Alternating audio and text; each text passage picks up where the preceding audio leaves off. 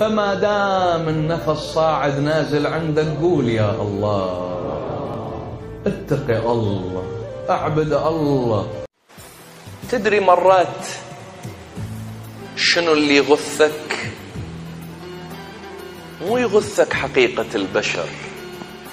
تدري انت اكو بشر سيئين، بس اللي يغثك انه انت افتهمت بهذا الشيء بوقت متأخر. الله،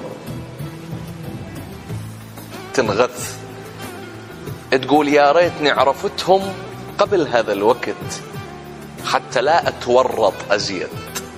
مو لو انا غلطان؟ مرات صدقني ابني، بس انت ما منتبه لنفسك. من اجي اقول لك تقول لي منغث اني، ليش منغث؟ تقول لي فلان هي تسوى. لا، انت مو منغث، انت تدري اكو بشر سيئين واكو بشر جيدين. انت من مقهور على روحك.